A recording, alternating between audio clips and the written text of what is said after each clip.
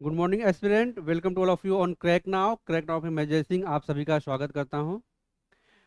Question के तौर पे हम देख रहे थे डेली आंसर राइटिंग सीरीज में साइंस एंड टेक के क्वेश्चन, जिसमें जो आपके artificial intelligence, nano technology, biotechnology और उसके अप्लाइड फॉर्म क्या हैं, किस प्रकार से वह मानवीय विकास में सहयोग करता है, उसके चैलेंजेस क्या हैं, उसकी चुनौतियां क्या हैं, इसके संदर्भ में हमने अपने पिछली क्लासों में क्वेश्चन को डिस्कस किया। क्योंकि यह एक वास्ट सब्जेक्ट है जिसमें आपके पास जो डेली अपग्रेडेड डेवलपमेंट हो रहे हैं उसके संदर्भ में क्वेश्चन पूछता है। तो आपको आए दिन जो अपना अपडेशन है न्यूज़पेपर के माध्यम से, विभिन्न जो आर्टिकल आ रहे हैं उसको आप रीड करेंगे तो आपके पास कंटेंट इकट्ठा होंगे लिखने के लिए। तो ये सारी चीज़ें हैं। बाकी आप मैंने आपको पिछले कुछ क्लासों में बताया है कि किस प्रकार से आप जो सरकारी मैगजीन जैसे योजना और कुरुक्षेत्र हैं इसको आपको रेगुलर इसका पाठक बनना पड़ेगा। इससे आपके जो लिखने की छवि होती है, लिखने के जो सेंस होते हैं, जब आप अपने वर्ड को प्रेजेंट करते हैं तो वह निखर कर सामने आते हैं और आप एक बेहतरीन और सटीक फॉर्म में अपने आंसर लिख पाते हैं।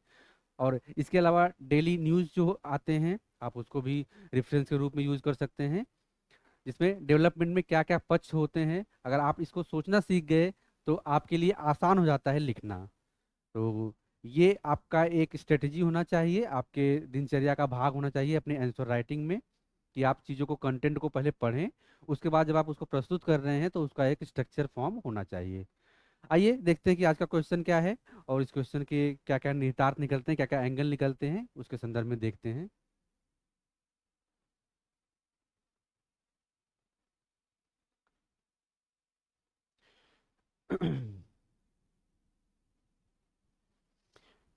क्वेश्चन आपका है कि analyse the impact of digitalisation and IoT on urban infrastructure. आपका डिजिटलाइजेशन और इंटरनेट ऑफ थिंग्स जो है आईओटी का शहरी बुनियादी ढांचे पर डिजिटलीकरण और आईओटी के प्रभाव का मूल्यांकन करना है।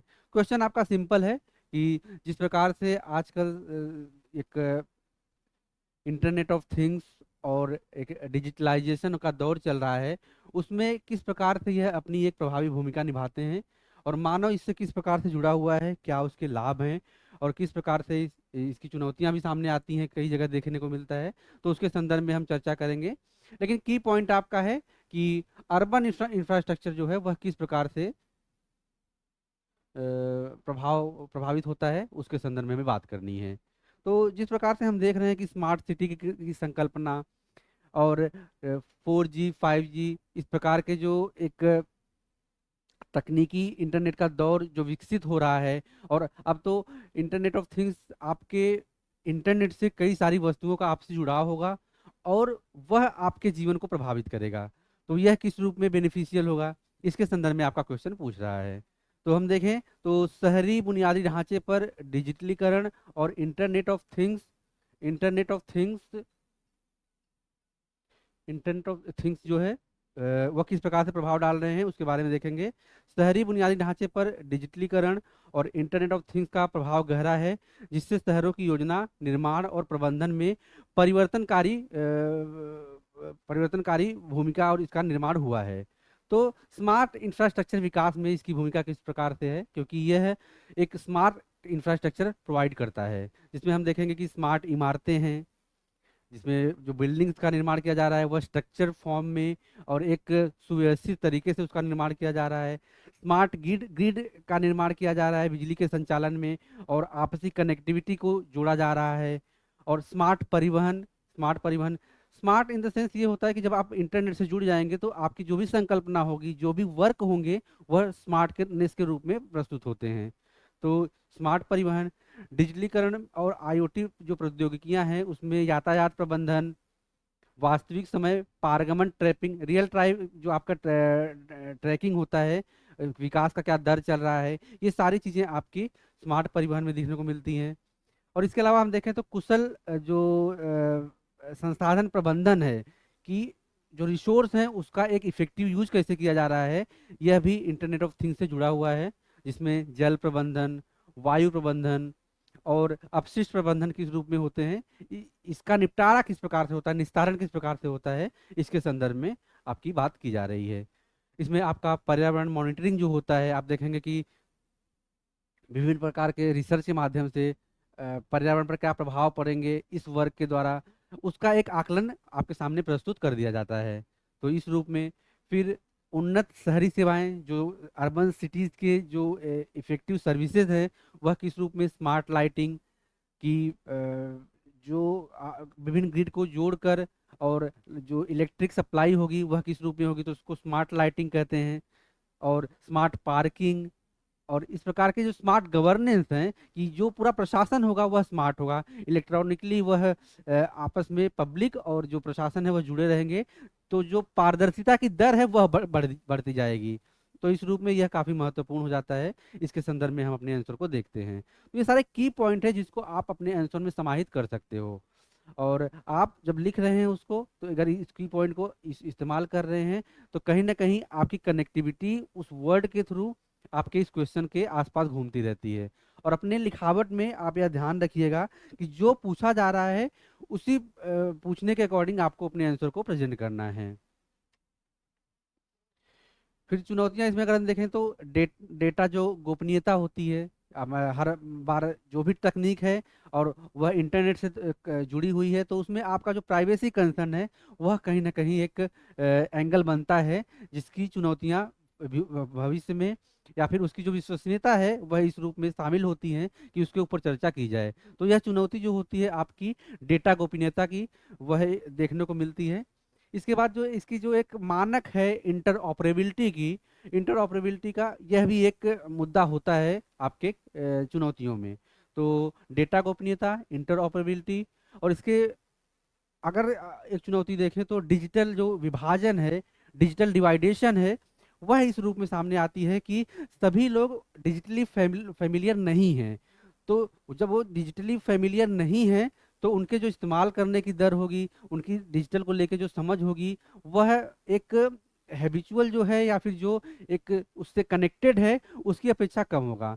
तो उससे उसके डाटा को मिसयूज करने की संभावना बढ़ जाती है और एक गैप क्रिएट हो जाता है डेवलपमेंट और जो एक डिवाइड क्रिएट हो जाता है डेवलपमेंट के बीच में, और जो उसको एक्सेस नहीं कर पा रहा है। तो इस रूप में भी चुनौतियां सामने आती हैं।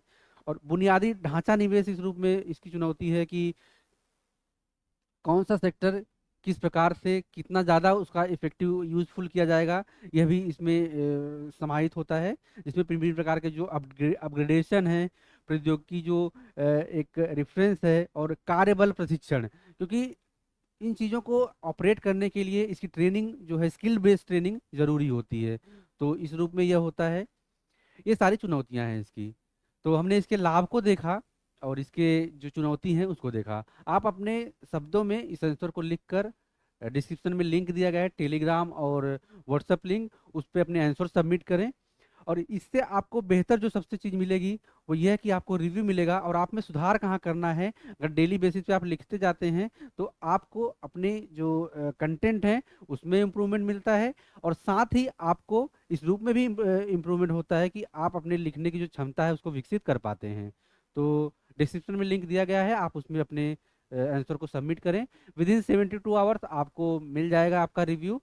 और इस वीडियो को शेयर करें अपने दोस्तों के साथ, अपने स्टडी ग्रुप में, अपने स्टडी सर्कल में, ताकि वैसे लोग जो अपने आंसर राइटिंग में सुधार करना चाहते हैं लेकिन उनके पास कोई माध्यम नहीं है, कोई चेक करने के लिए नहीं, कोई रिव्यू देने वाला नहीं है, तो हमारे पास आके जुड़ेंगे तो हम उन्हें वह बेहतर सपोर्ट दे पाएंगे।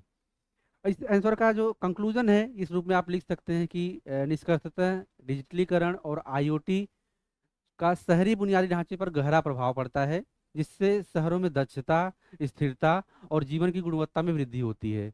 डेटा गोपनीयता, अंतर संचालिनता जिसको इंटरऑपरेबिलिटी कहते हैं, और इक्विटी और निवेश के संबंधी चुनौतियों का समाधान करना, यह सुनिश्चित करने के लिए महत्वपूर्ण है कि स्मार्ट बुनियादी ढांचा शहरीकरण का और उसके जो निवासी है उसको लाभान्वित करे, और जो इसका एक फ्लेक्सिबिलिटी है, इसका जो इंक्लूजन है और इसका जो सतत डेवलपमेंट है टिकाऊ शहर निर्माण में, इसकी भूमिका महत्वपूर्ण होती है। तो ये सारी चीज़ें आपके कंक्लूजन में होती हैं।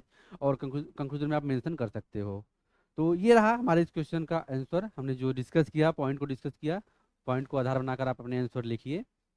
फिर मिलते हैं नेक्स्ट क्लास में नए क्वेश्चन के साथ। तब तक पढ़ते रहिए, व्यस्त रहिए, और इस वीडियो को शेयर कीजिए, चैनल को सब्सक्राइब कीजिए। Thank you so much.